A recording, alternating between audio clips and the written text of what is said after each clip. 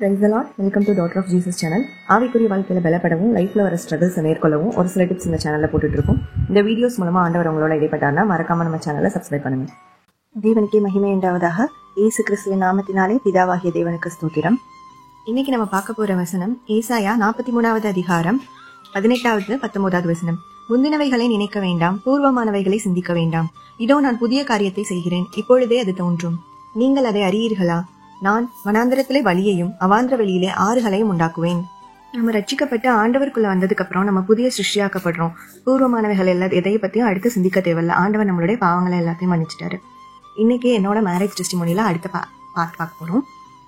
இந்த வசனத்தின்படி ஆண்டவர் நம்மளுக்கு முன்னாடி இருந்த எல்லா மோசமான காரியங்கள், மாம்சீக காரியங்கள், பாவங்கள் எல்லாத்தையும் நீக்கி நம்மள புதிய காரியத்தை இனிமே நம்ம வாழ்க்கையில செய்யணும்னு ஜெபிப்போம். கல்யாணம்ன்றது இட்ஸ் நியூ பிகினிங் சொல்லுவாங்க இல்லையா, அத பார்ட் ஆஃப் லைஃபோட நியூ பிகினிங். ஸோ இந்த வாக்குத்தத்தத்தின்படி ஆண்டவர் நம்மளோட வாழ்க்கையில புதிய காரியத்தை செய்வாராக. லாஸ்ட் பார்ட்ல என்னோட ட்ரீம் எனக்கு கன்ஃபர்மேஷனா இருந்ததுன்ற வரைக்கும் சொல்லியிருந்தேன். இன்னைக்கு அதோட கண்டினியூஷன் பார்ப்போம். அதுக்கப்புறம் ஜெபம் பண்ணிக்கிட்டே இருந்தோம். நான் எனக்கு மெயினா மேரேஜுக்காக ப்ரேயர் பண்ணும்போது எனக்கு விஷன்ல அடிக்கடி ஒரு கிட்டார் வந்துட்டே இருந்தது. ஆனா அதோட ப்ராப்பர் ரெவிலேஷன் எனக்கு தெரியல. ஆனா மேரேஜ்க்காக ப்ரேயர் பண்ணும்போது கிட்டார் வந்தது. அதுக்கப்புறம் கொஞ்ச நாள் வெயிட் பண்ணக்கப்புறம் வேற எந்த அலையன்ஸும் வரல. ஆனா ஆல்ரெடி சொல்லியிருந்தேன் வந்த அலையன்ஸ் ரெண்டுமே ஒரே கண்ட்ரில இருந்து வந்ததுண்டு. அதுல ரெண்டாவது வந்தது எனக்கு க்ளோஸாவே இல்லை, மனசுக்கு ஏஜ் கேப்பும் ரொம்ப ஜாஸ்தியா இருந்தது. அப்போ நாங்க பேப்டிசம் எடுத்த சர்ச்ல இருந்து அவங்க திரும்ப கால் பண்ணாங்க. கால் பண்ணி நீங்க டிசைட் பண்றீங்களா ரெண்டுல இருந்து கேட்டாங்க. அப்போ இல்ல வேற ஏதாவது பக்கத்துலயே இருக்கிற மாதிரி சொல்லுங்கன்னு தான் நான் அப்பவும் கேட்டிருந்தேன். அடுத்த டைம் போயிட்டே இருந்தது. அதுக்கப்புறம் நான் ஆல்ரெடி சொல்லியிருந்தேன் வீட்டுல ப்ரெஷர் ரொம்ப ஜாஸ்தியா இருந்தது. ஸோ அந்த டைம்ல அலையன்ஸ் வந்து கிட்டத்தட்ட ஒரு 1 மந்த்துக்கு மேலே ஆயிடுச்சு. ஸோ அதனால எனக்கு ஹோப்பே இல்லை. ஃபர்ஸ்ட் வந்து அலையன்ஸ் வந்துட்டு இப்போ ஒர்க் அவுட் ஆகுன்ற மாதிரி எனக்கு ஹோப் இல்லை. ஸோ அதனால வெயிட் பண்ணலாம்னு சொல்லி வச்சேன். ஆனால் அவங்க சொன்னாங்க நீங்க எதுக்கும் கால் பண்ணி பாருங்க. சர்ச்ல இருந்து சொன்னாங்க நீங்க அவங்களுக்கு எதுக்கும் கால் பண்ணி பேசி பாருங்க. ஸோ உடனே எங்க அம்மா வந்து கால் பண்ணட்டுமான்னு கேட்டாங்க. கால் பண்ண நான் ரேண்டமா ஓகே அப்படின்னு சொன்னேன். பட் கால் பண்ணக்கப்புறம் எனக்கு சுத்தமா ஹோப் இல்லை. ஏன்னா ரொம்ப நாள் ஆயிடுச்சு. ஸோ யாரும் மேபி என்கேஜ்மெண்ட் ஆயிருக்கலாம் அந்த மாதிரிலாம் நினைச்சாங்க. பட் கால் பண்ணி பேசினப்போ ஸோ அவங்க சொன்னாங்க இல்லை வெயிட் பண்ணிட்டு தான் இருக்கோம் அப்படின்ற மாதிரி சொன்னாங்க. ஸோ அப்பதான் என்னோட அம்மாவும் அவங்க பேரண்ட்ஸும் பேசினாங்க ஃபர்ஸ்ட் டைம். இதுக்கு முன்னாடி ஃபர்ஸ்ட் அலையன்ஸ் வந்தப்போ இல்ல கண்ட்ரி சொன்னே இல்ல வேணாம்னு சொல்லியாச்சு. ஆனா இப்போதான் ஃபர்ஸ்ட் டைம் பேசினாங்க. ஸோ பேசினப்ப அவங்க வீட்லயும் சேம் அவங்க அம்மா வந்து ரட்சிக்கப்பட்டிருக்காங்க. ஸோ குரூம் வந்து சின்ன வயசுல இருந்தே ப்ரேயர் எல்லாம் சொல்லி கொடுத்து வளர்த்துருக்காங்க அப்படின்ற மாதிரி சொன்னாங்க. அப்பா வந்து இன்னும் ஓப்பனா கிறிஸ்டின் ஆகல. பட் அவங்க வந்து அலோவ் பண்ணுவாங்க, ப்ரேயர் பண்றதுக்கு எல்லாமே அலோவ் பண்றாங்க. பேசினதுக்கப்புறம் என்னோட அம்மாவுக்கு ரொம்ப சாட்டிஸ்ஃபைட் ஆயிடுச்சு. அவங்களுக்கு ரொம்ப பிடிச்சிருந்தது. ஸோ அதுக்கு முன்னாடி அப்பாவுக்கும் ப்ரொஃபைல் மட்டும் அனுப்பிச்சு ப்ரொஃபைல் எல்லாமே அப்பாவும் பார்த்துருந்தாங்க. எனக்கும் அந்த டைம்ல ஒரு மாதிரி ஒரு பாசிட்டிவ் ஃபீல் வந்து வர ஆரம்பிச்சது. அப்பதான் நான் வந்து ஓகே இதுதான் அப்படின்னு தோணலை. பட் எனக்கு ஒரு மாதிரி கொஞ்சம் பாசிட்டிவ் ஃபீல் வந்தது. அதுக்கு முன்னாடி வரைக்கும் ரொம்ப பயம் பதட்டம் இருந்தது வந்து கொஞ்சம் ஓகேன்ற மாதிரி இருந்தது. அப்பா பார்த்துட்டு வந்துட்டு என்ன கேட்டாங்க, இந்த மாதிரி அலையன்ஸ் பார்த்தேன் பட் வந்து ஃபாரின் போட்டிருக்கேன் அப்படின்னோடனே இல்லப்பா எனக்கு ஓகே தான் படுது, நம்ம நெக்ஸ்ட் ப்ரொசீட் பண்ணலாம் அப்படின்னு சொன்னேன். நான் எனக்கு வந்து என்ன ஃபாரின் நம்ம ஃபர்ஸ்ட் நம்ம யோசிக்கவே இல்லை, அப்புறம் ஏன் அப்படின்னாங்க. இல்ல மற்றபடி ப்ரொஃபைல் எனக்கு பிடிச்சிருக்கு, ஸோ அதனால நம்ம ப்ரொசீட் பண்ணலாம் அப்படின்னு சொன்னேன். அப்பாவுக்கும் வந்து மற்றபடி ப்ரொஃபைல் எல்லாமே பிடிச்சிருந்தது. அந்த ஃபாரின் ஒன்று மட்டும் தான் அப்பாவும் யோசிச்சாங்க. ஸோ அடுத்து ப்ரொசீட் பண்ணுறதுக்கு முன்னாடி இது வந்து ஒரு ஃபாரின்றப்போ நிறைய ப்ராசஸ் அதெல்லாம் இருக்கும். ப்ளஸ் எனக்கு நிறைய டவுட்ஸ் இதெல்லாம் இருந்தது. ஸோ அதே மாதிரி அவங்க சைடில் இருக்கு. ஸோ 2 பேரும் வந்து ஜஸ்ட் பேசி பார்க்கலாம், 2 பேரும் ஒரு இன்ட்ரோ கொடுக்கலாம் அப்படின்ற மாதிரி அவங்க வீட்டில் இருந்து கேட்டாங்க. என்னோட அம்மாவும் பேசினாங்க. ஸோ அதுக்கப்புறம் ஓகே அப்படின்ட்டு அம்மா பக்கத்தில் வந்தாங்க. ஸோ அவங்க 2 பேருக்கும் கால் பண்ணி கொடுத்தாங்க. நாங்கள் 2 பேரும் பேசணும். ஸோ ஃபர்ஸ்ட் டைம் நான் அவங்க கிட்ட பேசினப்போ நான் என்ன எக்ஸ்பெக்ட் பண்ணேன்னா அவங்க வந்து அவங்களோட ரட்சிக்கப்பட்ட விஷயங்கள், அவங்க காட அவங்க எப்படி ஃபீல் பண்ணாங்க, எப்படி ஏற்றுக்கிட்டாங்கன்றதை என்கிட்ட ஷேர் பண்ணிக்கணும்னு நினைச்சேன். ஸோ அதே மாதிரி அவங்க என்கிட்ட ஷேர் பண்ணாங்க. பை காட்ஸ் கிரேஸ் அவங்க அதை ஷேர் பண்றப்போ அவங்க வந்து இந்த கிட்டார் எனக்கு வந்து வர்ஷிப் பண்ணணும், ஸோ நான் கிட்டார் வாங்கி வச்சிருக்கேன்ற மாதிரி அந்த இதுலயே அந்த ஸ்டோரி சொல்லிட்டு இருக்கும்போது இது உள்ளால வந்தது. ஸோ எனக்கு வந்து ரொம்ப கனெக்ட் ஆச்சு. லைக் எனக்கு விஷன்ல வந்த கிட்டார் பிளஸ் எனக்கு ட்ரீம்ல வந்த அதே கண்ட்ரி. ஸோ எனக்கு கொஞ்சம் ஒரு மாதிரி மனசுல கொஞ்சம் சாட்டிஸ்ஃபேக்ஷன் வர ஆரம்பிச்சது. ஸோ அப்போ 2 பேர் பேரண்ட்ஸ்க்கும் செட் ஆயிடுச்சு. ப்ளஸ் நாங்கள் 2 பேர் பேசினப்ப எனக்கு கொஞ்சம் சாட்டிஸ்ஃபைடா இருந்தது. பட் எதுவுமே அப்போ வந்து எந்த ப்ராமிஸ் எதுவுமே பண்ணல அப்போ.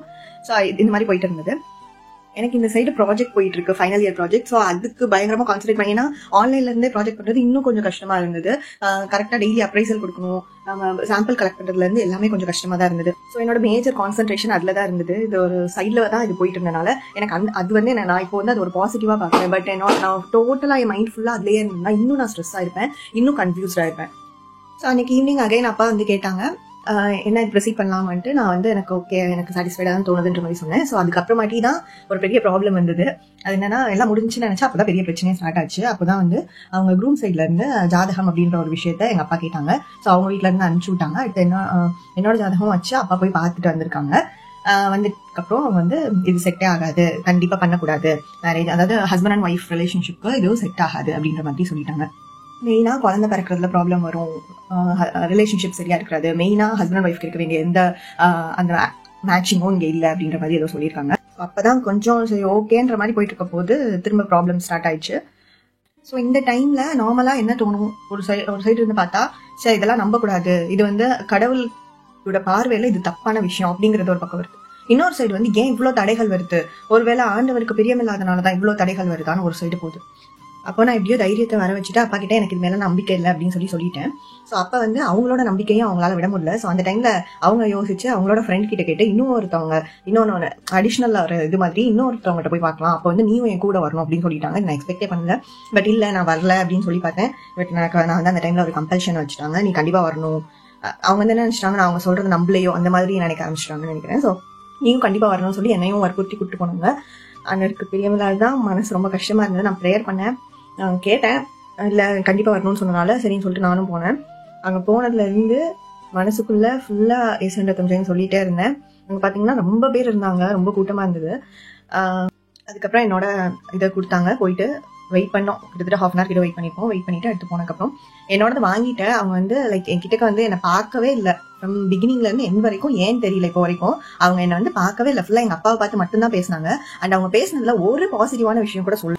ஸ்டார்டிங்ல இருந்து எண்டு வரைக்கும் என்னோட பார்த்து எல்லாமே நெகட்டிவ்ஸா சொல்லிக்கிட்டே இருந்தாங்க. அதே மாதிரி சேம் எங்க அப்பா ஆல்ரெடி சொன்ன மாதிரி இது பண்ணவே கூடாது, குழந்தை பிறக்க வாய்ப்பே இல்லை, பிளஸ் வந்து குழந்தை பிறந்தாலும் ப்ராப்ளமோட பிறக்க தான் சான்ஸ் இருக்கு, அப்படி இப்படி நிறைய சொன்னாங்க.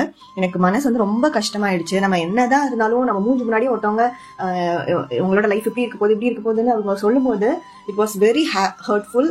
அந்த டைம் அந்த பெயின் வந்து எனக்கு பிடிக்காத ஒரு இடத்துக்கு போய் நான் என்னெல்லாம் நடக்கூடாதுன்னு நினைக்கிறேன்னா அது எல்லாமே எனக்கு நடக்கிற மாதிரி ஒரு ஃபீல் ஆச்சு. It was one of the worst days of my life. அப்போ வந்து நான் வீட்டுக்கு வந்ததுக்கப்புறம் நான் ப்ரேயர் பண்ணேன்.